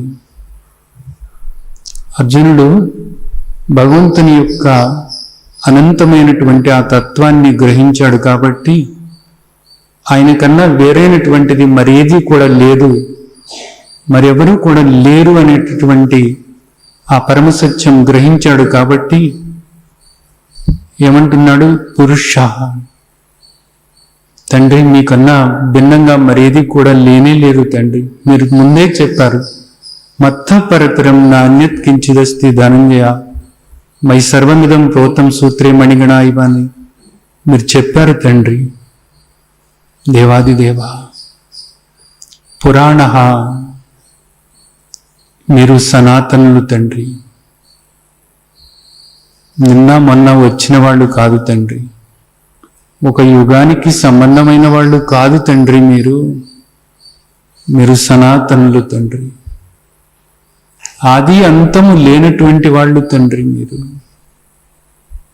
సనాతనులు తండ్రి, సనాతన పురుషులు. త్వమస్య విశ్వస్య పరం నిధానం. దేవాదిదేవ, ఆదిదేవ, ఈ విశ్వానికి ఆధారమైనటువంటి వాళ్ళు మీరు తండ్రి. మీరు లేనప్పుడు ఈ విశ్వమే లేదు తండ్రి. ఒక అలకు ఆధారం నీళ్లు, ఆ జలమే లేనప్పుడు అలా అనేది లేనే లేదు. ఆభరణాలకు ఆధారం బంగారం, బంగారం లేనప్పుడు ఆభరణాలు అనేటటువంటివి లేనే లేవు. అలాగే అంతా కూడా పరమాత్మే. పరమాత్మ కాక మరేది కూడా లేనే లేదు. అవ్యక్త స్వరూపమైనటువంటి పరమాత్మే వ్యక్తమై ఈ విధంగా కనపడుతున్నారు అంతే. ఈ వ్యక్తమవుతున్నటువంటిది తాత్కాలికమైనటువంటిది, ఇది గుణాలతో కూడినటువంటిది. తాత్కాలికమైనటువంటి ఈ వ్యక్తమయ్యేటటువంటిది ఒకనాటికి మరలా అవ్యక్తంగా మారుతుంది. అవ్యక్తంగా మారి చైతన్య స్వరూపుడైనటువంటి ఆ తండ్రిలోని బీజ రూపంలో ఉంటుంది, శక్తి రూపంలో ఉంటుంది, మాయాశక్తి రూపంలో ఉంటుంది. మరలా మాయాశక్తి రూపంలో ఉన్నటువంటి ఈ జగత్తు అంతా కూడా, బీజ రూపంలో ఉన్న ఈ జగత్తు అంతా కూడా ఒకనాటికి ఆయన శక్తితోనే మరలా వ్యక్తమై ఈ జగత్తుగా కనపడుతుంది. ఇదంతా కూడా ఆయన శక్తి కాక మరేది కూడా లేనే లేదు. తమస్య విశ్వస్య పరం నిధానం వేత్తాసి వేద్యంచ పరంచ ధామ. దేవాదిదేవ, ఆదిదేవ, వేత్తాసి, సర్వము మీరే తండ్రి. సర్వాన్ని కూడా తెలుసుకుంటున్నటువంటిది మీరే తండ్రి. మీరు సర్వజ్ఞులు తండ్రి. దేవాదిదేవ, ప్రతి జీవిలోనూ ఉండి సర్వము తెలుసుకుంటున్నటువంటిది మీరే తండ్రి. తెలుసుకుంటున్నటువంటి వారు మీరే తండ్రి. జ్ఞానస్వరూపం మీరే తండ్రి. సర్వజ్ఞులు మీరే తండ్రి. అంతేకాదు, వేద్యం, తెలుసుకోవలసినటువంటి వాళ్ళు కూడా మీరే తండ్రి. సర్వాన్ని తెలుసుకుంటున్నది మీరే. సర్వులు కూడా తెలుసుకోవలసిన వాళ్ళు కూడా మీరే తండ్రి. ఏది తెలుసుకుంటే ఇక తెలుసుకోవాల్సింది లేదో ఆ తండ్రి మీరే తండ్రి. ఇక్కడ ఎన్నో తెలుసుకున్నాము అని అంటూ ఉంటారు. ఏది తెలుసుకున్నప్పటికీ కూడా వెలితి అలాగే ఉంటుంది. ఇంకా తెలుసుకోవాల్సింది ఏదో ఉంది అనేది తప్పకుండా అనిపిస్తూనే ఉంటుంది. ఆ తండ్రిని తెలుసుకున్నప్పుడు మాత్రమే, పూర్ణంగా తెలుసుకున్నప్పుడు మాత్రమే ఇంకా తెలుసుకోవాల్సింది ఏమీ కూడా లేదు అనేది అర్థమవుతుంది. వేత్తాసి వేద్యంచ పరంచధామం. చైతన్య స్వరూపులైనటువంటి మిమ్మల్ని తెలుసుకోవాలి తండ్రి. చైతన్య స్వరూపమైనటువంటి మిమ్మల్ని తెలుసుకోవాలి తండ్రి. ఆదిదేవ, త్వయా తతం విశ్వమనంతరూప. దేవాదిదేవ, చైతన్య స్వరూపులైనటువంటి మీరే, మీ చేతనే ఈ విశ్వమంతా కూడా పరిపూర్ణమై ఉంది తండ్రి. ఈ విశ్వమంతా కూడా మీ చేత పరిపూర్ణమై ఉంది. చైతన్య స్వరూపులైనటువంటి మీ చేత విశ్వమంతా కూడా పరిపూర్ణమై ఉంది తండ్రి. సచ్చిదానంద స్వరూపులైనటువంటి మీకన్నా భిన్నమైనటువంటిది ఇక్కడ మరేది కూడా లేనే లేదు తండ్రి. ఆదిదేవ, ఎంత గొప్ప అద్భుతమైనటువంటి శ్లోకం ఇది. త్వాదిదేవ పురుష పురాణ త్వమస్య విశ్వస్య పరం నిధానం వేత్తాసి వేద్యంచ పరంచ ధామ త్వయా తతం విశ్వమనంతరూప.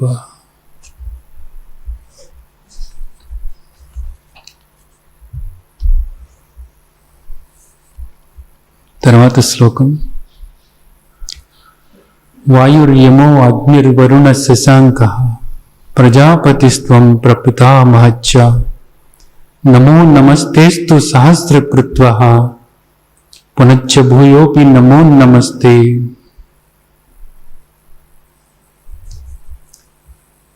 ఆదిదేవ, అనంతరూప, విశ్వానికి పరమాశ్రయమైన పరంధామ, దేవాదిదేవ, మీరే సర్వజ్ఞులు తండ్రి. మీరే సర్వవేద్యులు తండ్రి. సర్వవ్యాపకులైనటువంటి మీరే తండ్రి. వాయువు మీరే, అగ్ని మీరే, వరుణుడు మీరే, చంద్రుడు మీరే, ప్రజాపతి మీరే, ప్రపితామహుడైనటువంటి బ్రహ్మ మీరే తండ్రి. మీరు కాక మరి ఏది కూడా లేదు తండ్రి. మీరు కాక మరెవ్వరూ కూడా లేనే లేరు తండ్రి. భగవంతుణ్ణి చూడాలి అంటారు, దర్శనం చేసుకోవాలి అంటారు. ఎక్కడ దర్శనం చేసుకోవాలి? ఎక్కడికి వెళ్ళాలి? కళ్ళు తెరిసినా కళ్ళు మూసినా దర్శనం అవుతూనే ఉంది.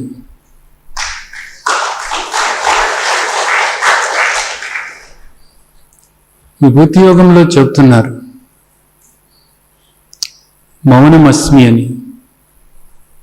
ఒక మౌనం అనుభవం అవుతుంటే ఆ మౌనం ఆయన స్వరూపం. నా మనస్సు అని అంటున్నావే, ఇంద్రియాలలో మనస్సు నేనే అంటున్నారు ఆయన. నేను జీవించి ఉన్నాను అంటున్నావే, జీవనం సర్వభూతేష్, ఆ జీవం ఆయన. ఏమనుభవం అవ్వాలి? ప్రతిరోజు కూడా నా మనస్సు అంటున్నావు కదా, ప్రతిరోజు కూడా ఆ మౌనం అనుభవం అవుతూనే ఉంది కదా, ప్రతిరోజు కూడా నువ్వు జీవించి ఉన్నావనేది ప్రతి క్షణము కూడా నీకు తెలుస్తూనే ఉంది కదా. ఇవన్నీ కూడా నీకు అనుభవమే కదా. భగవంతుని అనుభవానికి తెచ్చుకోవాలి అంటారు. ఇక్కడ వాయువు, ఆ తండ్రి ఉండబట్టే కదా నువ్వు ఇలాగ శ్వాస పీల్చుకుంటూ ఉన్నావు. ప్రతి క్షణము కూడా నీకు శ్వాస నడుస్తుందంటే దానికి కారణం ఆయనే కదా. ఎక్కడ దర్శనం చేసుకోవాలనుకుంటున్నావు? వాయుర్యమో అగ్నిర్వరుణ శశాంక. నీరు లేకుండా ఒక్క క్షణం ఒక్క రోజు ఉండగలవా నువ్వు? అది ఆయన స్వరూపమే కదా. ఇంతెందుకు అసలు? నీ దేహమే పంచభూతాలతో కూడినటువంటిది. ఇవంతా కూడా ఆయన స్వరూపమే కదా. ప్రతి క్షణము ప్రతి క్షణము ప్రతి క్షణము కూడా నువ్వు ఎటు చూసినప్పటికీ కూడా భగవంతుడే కదా ఇక్కడ. భగవంతుడు కాకుండా మరేదైనా ఉంది ఇక్కడ? నీతో సహా అంతా కూడా భగవంతుడే కదా, అంతా కూడా పరమాత్మే కదా. పరమాత్మ కాక మరేది కూడా లేనే లేదు కదా. ఎవరు చెప్తున్నారు? భగవాన్ ఉవాచ, భగవాన్ ఉవాచ. ఎందుకు పట్టించుకోలేకపోతున్నాము? ఎందుకు పట్టించుకోలేకపోతున్నాము? భగవంతుడు చెప్తున్నారు కానీ మనం వినిపించుకోం. కళ్ళు తెరవని ఆ తండ్రి మన కోసం చెప్తున్నారు. 84 లక్షల జీవరాశిలో మనిషి కోసం చెప్తున్నారు. మనకు ఈ జన్మ ప్రసాదించినటువంటి మన తండ్రి మనకు చెప్తున్నారు. మనం సుఖంగా శాంతిగా ఉండటం కోసం చెప్తున్నారు. మనం ఈ జన్మ సార్థకం చేసుకోవటం కోసం చెప్తున్నారు. మరల జన్మలు లేకుండా చేసుకోవటం కోసం చెప్తున్నారు.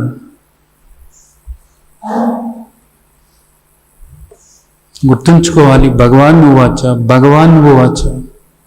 భగవంతుడు చెప్తున్నారు, నా తండ్రి నాకు చెప్తున్నారు. ఈ మానవ దేహం ప్రసాదించినటువంటి నా తండ్రి నాకు చెప్తున్నారు. నువ్వు కోరలేదు, కోరకుండానే ఈ దేహాన్ని తండ్రి ప్రసాదించారు.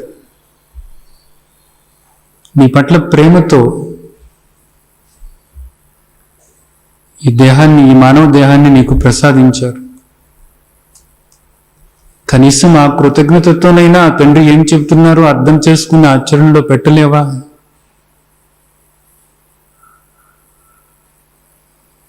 ఏ కుక్కగాను, నక్కగాను, పిల్లిగాను, బల్లిగాను, దున్నపోతిలాగాను, ఈగలాగాను, దోమలాగాను బ్రతికితే ఎలా ఉంటుందో నీకు తెలియదా? ఏ పందిలాగానో పుట్టి ఏ మలమూత్రాలు తింటూ ఏ మురుగుంటలోనూ కూడా పొర్లుతూ ఉండేటటువంటి స్థితి కాకుండా నీకు ఈ మానవదేహాన్ని ప్రసాదించారు కదా. నువ్వు అడగలేదు కదా, ఏ మొక్కుకోలేదు కదా.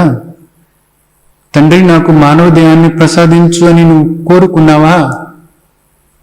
అయినా ఆ తండ్రి నీకు ఈ మానవదేహాన్ని ప్రసాదించారు కదా. కనీసం ఆ కృతజ్ఞతతోనైనా తండ్రి ఏం చెప్తున్నారు నాకు అని ఎందుకు ఆలోచించలేకపోతున్నాము? ఎందుకు ఆ తండ్రి చెప్పిన దాన్ని ఆచరించలేకపోతున్నాము? మాయా అంటే ఇంకేమిటి? ఇంతకన్నా ఏం కావాలి? తండ్రి కన్నా మీకు మించినటువంటి శ్రేయోభిలాషులు ఇక్కడ ఉన్నారా? నీ మేలు కోరే వాళ్ళు ఉన్నారా? నిజానికి నీకు ఆప్తులు ఉన్నారా? నీకు ఇంకా అంతకన్నా మిన్నైనటువంటి స్నేహితులు ఉన్నారా ఇక్కడ ఎవరైనా? భగవంతుడు భగవంతుడు అనే మాట మాట్లాడుతున్నప్పుడు భగవాన్ వాచ భగవంతుడు చెప్తున్నారు, వినిపించుకుని తీరాలి అంతే. వాయుర్యమో అగ్నిర్వరుణ శశాంక ప్రజాపతిస్త్వం ప్రపితామహచ్చ. ప్రపితామహుడు అంటే బ్రహ్మదేవుడు. బ్రహ్మదేవుడి నుంచి వచ్చినటువంటి వాళ్ళు ప్రజాపతులు. ప్రజాపతుల నుంచి వచ్చినటువంటి వాళ్ళే ఈ సృష్టి అంతా కూడా. ప్రజాపతులు ఆయనే. వాళ్ళు ఎవరి నుండి వచ్చారు? ఆ బ్రహ్మదేవుడు ఆయనే. ఈ సృష్టి అంతా ఆయనే. ఆయన కాక మరి ఏది కూడా లేనే లేదు. వాయువు, యముడు, అగ్ని, వరుణుడు, చంద్రుడు అన్నీ కూడా ఆయనే. ఎన్నని చెప్తాడు అర్జునుడు మాత్రం? కనిపించేదంతా కూడా ఆయనే. ఆయన కాక మరేదీ కూడా లేదు. నువ్వు ఏ దేవత పేరు చెప్పినా ఆ దేవత ఆయనే. ఏ దేవుడి పేరు చెప్పినా ఆ దేవుడు ఆయనే. ఏ మహర్షి పేరు చెప్పినా ఆ మహర్షి ఆయనే. ఆయన కాక మరేది కూడా లేనే లేదు. కించిత్ కూడా లేనే లేదు. నమో నమస్తేస్తు సహస్రకృత్వః దేవాది దేవ ఆది దేవ అనంత రూప విశ్వానికి పరమాశ్రయమైన పరంధామ తండ్రి, మీకు నమస్కారాలు తెలియజేస్తున్నాను తండ్రి. వేల కొలది సార్లు నమస్కారాలు తెలియజేస్తున్నాను తండ్రి. అర్జునుడు అర్థం చేసుకున్నాడు. అర్జునుడు అలా అర్థం చేసుకోగలుగుతున్నాడు, అలా చూడగలుగుతున్నాడు. అలా చూడగలగటం అంటే ఏమిటి? లోపల ఆ భావంలో మార్పు చేసుకోగలిగాడు అంతే. అప్పుడు దాకా కూడా ఇది జగత్తుగా చూస్తున్నాడు. భగవంతుడంటే ఎవరో ఎక్కడో ఉన్నాడు అని అనుకుంటున్నాడు. ఆ భావనతో ఉన్నాడు తను.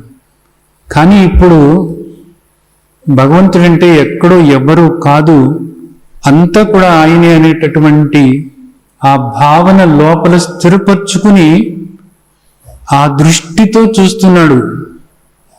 భగవంతుడికి కూడా కనపడుతున్నటువంటివి ఇవన్నీ కూడా నీవు ఇప్పుడు ఇలా చూస్తున్నప్పుడు నీకు ఏవేవి కనపడుతున్నాయో అర్జునుడికి కూడా అవే కనపడుతున్నాయి.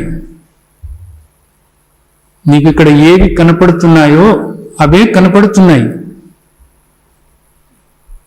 కానీ అంతకుముందు అర్జునుడు ఇదంతా కూడా ప్రపంచంగా చూశాడు.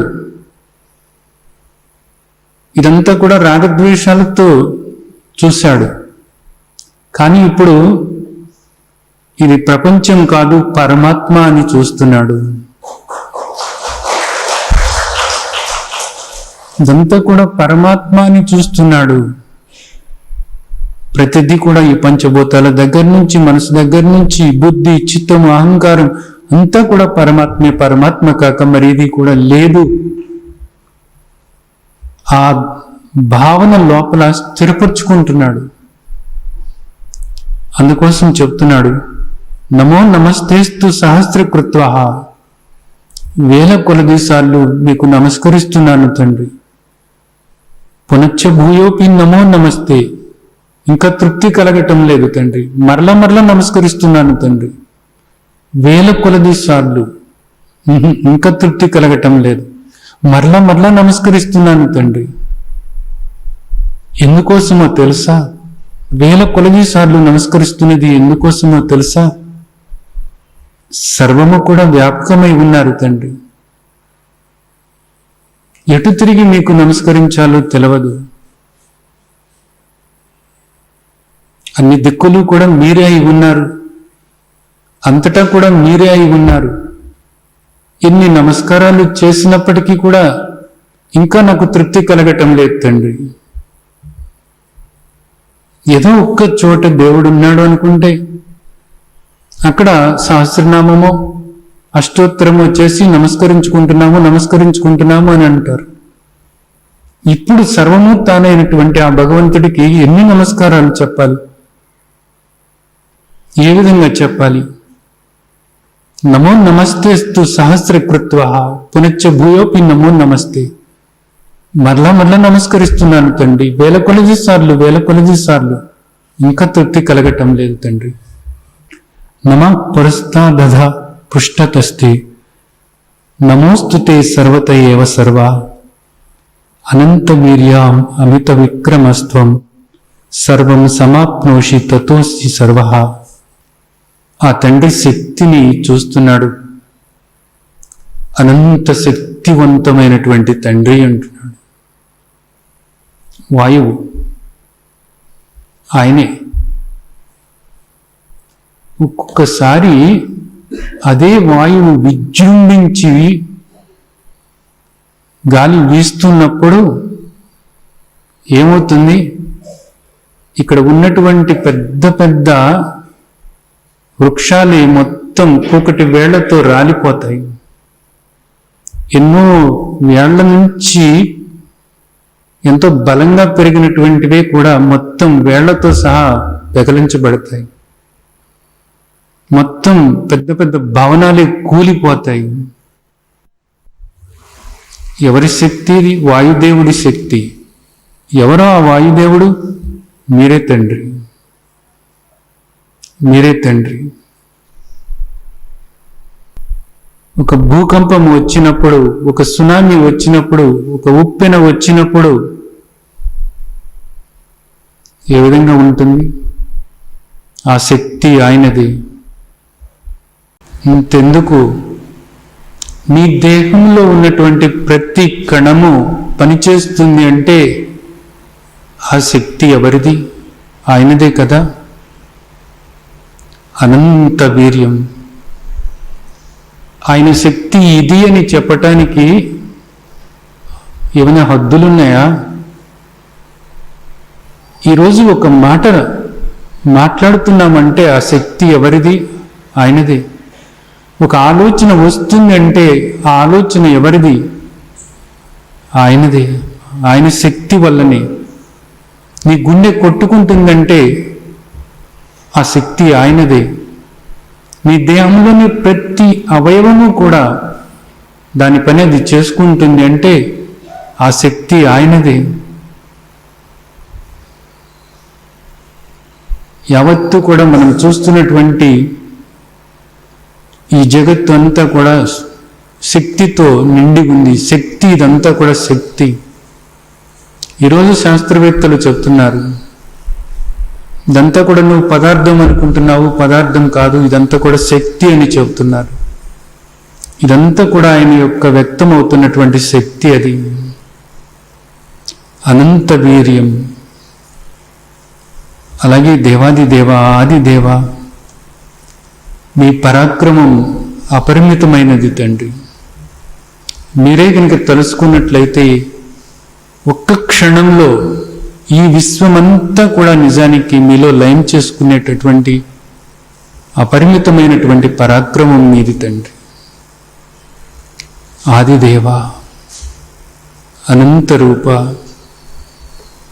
జగత్తంతా కూడా వ్యాపించి ఉన్నారు తండ్రి. మీరు మీరు కాక మరేది కూడా లేనే లేదు. సర్వం సమాప్నోషి తతస్వి సర్వ. అంతటి శక్తి సంపన్నులైనటువంటి అపరిమిత పరాక్రమవంతులైనటువంటి ఆదిదేవ పరమాత్మ, మీరు శక్తి స్వరూపులై ఈ జగత్తు అంతా కూడా వ్యాపించి ఉన్నారు తండ్రి. సర్వము కూడా వ్యాపించి ఉన్నారు తండ్రి. మీరు కాక మరేది లేని లేదు తండ్రి. దేవాదిదేవ, అలాంటి అనంతులైనటువంటి అపరిమిత శక్తి సంపన్నులైనటువంటి పరమాత్మ, పరంధామ, ఆదిదేవ, మీకు నమస్కరిస్తున్నాను తండ్రి. దేవాదిదేవ, ముందు నుండి నమస్కరిస్తున్నాను తండ్రి, వెనక నుండి నమస్కరిస్తున్నాను తండ్రి. ఏది ముందు ఏది వెనక, ఏది ముందో తెలవదు, ఏది వెనకో తెలవదు. అర్జునుడికి నిజానికి ఏమంటున్నాడో కూడా తెలవకుండా అంతగా భావోద్వేగానికి గురై, అంత తన్మయుడై, అంతా కూడా ఆయన స్వరూపంగా చూస్తూ ఆ భావన చేస్తున్నాడు. ముందు నుండి నమస్కారం తండ్రి, వెనక నుండి నమస్కారం తండ్రి అంటున్నాడు. ఆయనకి ముందు ఎలా ఉండగలుగుతాడు? ఆయనలో ఒక భాగమే కదా. ఆయన వెనక ఎలా ఉండగలుగుతాడు? ఆయనలో ఒక భాగమైనప్పుడు ఆయనకు వెనక ఏది? ఆయన వెనక ఎలా ఉండగలుగుతాడు? ఆయన ముందు ఎలా ఉండగలుగుతాడు? అసలు ఆది అంతము లేనటువంటి ఆ తండ్రికి ముందు వెనకలు ఏవి నిజానికి?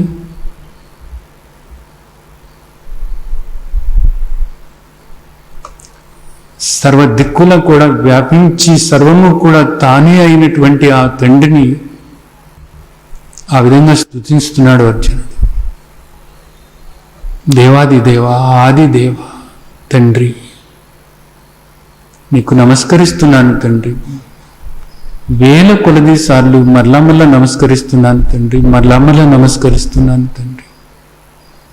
అంతా కూడా ఆయన స్వరూపమే, ఆయన కాక మరేది లేదు అన్నది గుర్తు చేసుకోవటానికి, ప్రతి క్షణము కూడా ఆ దృష్టితో ఉండటానికి ఉపయోగపడేటటువంటి గొప్ప ప్రార్థన ఇది.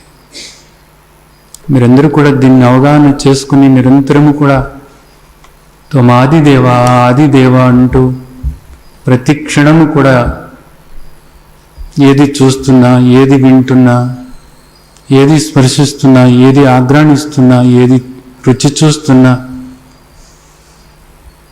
తండ్రి ఆదిదేవా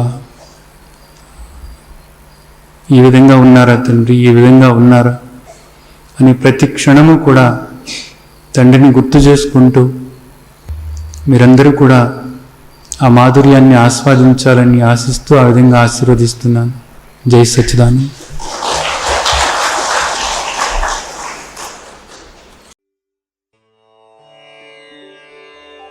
లోకా సమస్తా సుఖినో భవంతు. లోకా సమస్తా సుఖినో భవంతు. లోకా సమస్తా సుఖినో